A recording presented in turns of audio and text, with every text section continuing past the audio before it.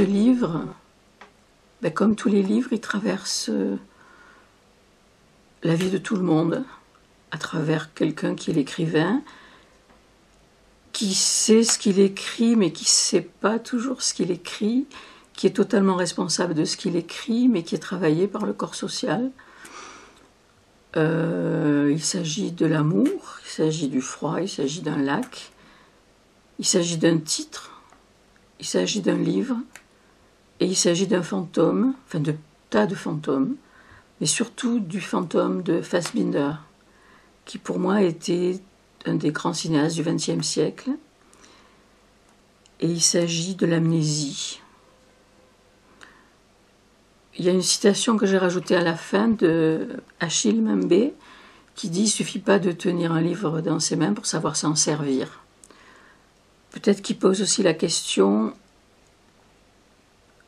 politique de la place de l'écrivain et du livre dans la société, à partir d'une existence traversée, à partir de rencontres, à partir des énergies et des pulsions de mort qui se profilent pour chacun d'entre nous chaque jour, peut-être de manière un peu plus aiguë actuellement, à travers le monde et la destruction du monde.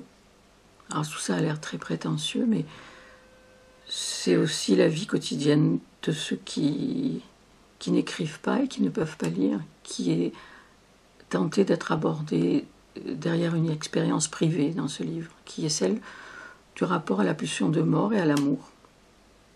Voilà, c'est tout. C'est toujours la même chose, en fait, ce que font tous les écrivains. C'est pas très original. C'est pas un livre très original, en ce sens-là. J'espère d'ailleurs ne pas être un auteur trop original, de façon à rester quelqu'un de branché sur la vie la plus banale de chacun, qui est concerné évidemment par la littérature, et dont rencontre la littérature en général, qu'elle soit la poésie, puisque c'est un livre de poésie quand même si la poésie n'a pas de place, et certainement aura de moins en moins de place dans le monde qui nous occupe, ou que nous occupons, ou que nous tentons d'occuper, de façon à... Enfin, je pense que la poésie, c'est une manière, dans la langue, de percevoir et de ne pas se coucher. De ne pas se coucher avant que les gens ne tirent, ce qui devient, à mon avis, une pratique un peu trop enseignée aujourd'hui. Il y a 3 parties. Il y a une partie qui donne le titre au livre, « L'amour est plus froid que le lac ». Il y a une deuxième partie, je crois que c'est syllabes précipitées, qui sont des prélèvements visuels, une sorte de... des collages, parce que je cherchais effectivement une forme, et j'ai gardé ça, parce que c'était des prélèvements qui étaient découpés, parce qu'il y a un travail un peu manuel dans ce que je fais. Et puis la dernière partie qui s'appelle « Une mauvaise foi pour toutes », avec les photogrammes de Fassbinder, qui raconte un souvenir masqué, qui est l'énigme d'un titre, comme un train peut en cacher un autre, et comment l'amour est plus froid que le lac, qui est un titre qui m'avait été donné au cours d'un rêve. Je croyais que ça venait de Tchekhov, sur lequel je travaillais, mais en fait non, c'était vraiment de manière impeccable. J'ai un inconscient qui travaille bien. Quelque chose, c'était le titre du premier long métrage de Fassbinder, où il joue d'ailleurs, et que j'avais vu et qui m'avait complètement bouleversée. Donc à partir de là, il y a masqué ou démasqué des choses de l'enfance, entre autres l'histoire d'un premier amour. C'est une question aussi sur une initiation aux énigmes du sexe et de l'amour dans l'adolescence, et comment, moi, aujourd'hui à 70 ans, j'ose revisiter ce premier épisode qui a été fondateur, je pense, et pas seulement de la vie que j'ai essayé de mener, mais des livres que j'ai essayé d'écrire. Mais ça, c'est aussi une expérience très partageable par tout le monde, je pense. C'est pas très original. Alors, il y a beaucoup de personnages qui sont des personnages rencontrés dans des livres. Il y a Viviane Meyer, une photographe. Il y a, évidemment, Fassbinder. Il y a Sophocle. Il y a les gens que je traversais. Il y a quelqu'un qui est mort pendant que j'écrivais ce livre et qui m'a beaucoup impressionnée aussi comme cinéaste. il y a, j'allais dire, comme on dit à Marseille, il y a une tinée de personnages qui sont des fantômes pour moi, que je retrouve, que j'interroge, qui sont sortis des livres. Et Chantal Akerman, peut-être, et la poétesse américaine qui faisait partie du groupe des objectivistes et qui a été pour moi assez masquée par les dits objectivistes. Là aussi, c'est comment on efface et comment on réécrit l'histoire littéraire ou l'histoire en général. Et il y a surtout dans mon dos, toujours présent, que je ne cesse de relire Le fantôme de Walter Benjamin, à qui j'aurais pu dédier de manière posthume ce livre d'ailleurs. Est-ce qu'on écrit en 2016 comme on écrit dans les années 70 ou les années 80? C'est une question très très sérieuse. Non. Non, je pense qu'on n'écrit plus de la même manière et c'est très bien. De même qu'on n'a pas les mêmes caméras, on n'utilise pas les mêmes outils, pas le même vocabulaire, on n'est pas dans la même situation politique. Il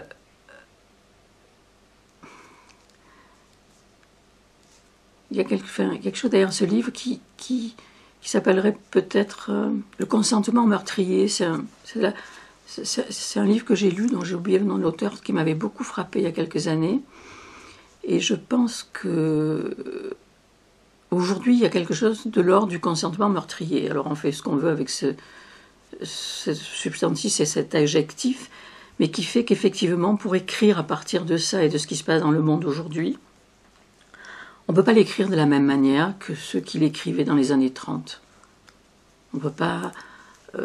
D'abord parce que l'état du monde en tant que terre, par exemple, même je dirais de l'espace du monde animal, par exemple, du monde végétal, on n'habite pas le même monde animal et le même monde végétal que dans les années 30 ou même dans les années 60-70.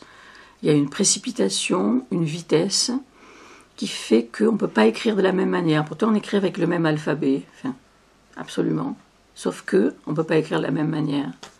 Maintenant, la notion du moderne et du contemporain, elle est très énigmatique. C'est Mandelstam, très bon exemple, qui a dit « Je suis le contemporain de personne ». Et qu'est-ce que ça veut dire, je suis le contemporain de personne, alors que moi je me sens contemporain de mes contemporains, mais je sais aussi que j'habite un présent, un passé présent, parce que j'ai 70 ans, un présent futur immédiat, qui fait que, par exemple, l'objet du poème et la forme du poème, qui décante, qui se pose, qui ne peut pas travailler hors de la mémoire, est une sorte de projectile très énigmatique. Et c'est en ça que, malgré tout le contrôle qu'on a sur ce qu'on écrit, je pense qu'on est traversé par des énergies qui font qu'on ne sait pas toujours comment et quoi on écrit. Ça a l'air un peu bidon, un peu métaphysique ce que je dis, mais je pense que c'est très physiologique, parce qu'on est dans un rapport au corps. Et là, tout à l'heure, je vous ai fait rire, parce que je parlais de l'expo que j'ai vue hier, Soulèvement, et j'étais très étonnée, d'abord très inquiète, parce que je me suis dit, si toutes les images de la Révolution sont déjà dans un musée, avec tout ce qui se passe à l'extérieur dans le monde actuellement, est-ce que c'est pas un signe de désespérance? Enfin, moi, je suis sortie de là, je me suis jetée sur du vin blanc, et j'étais très étonnée par l'absence, quand même, de sexualité sur le thème du soulèvement. Et je trouve intéressant d'ailleurs que, n'ayant pas de queue qui se soulève, ce soit moi qui pose la question. Le clitoris peut être aussi un soulèvement.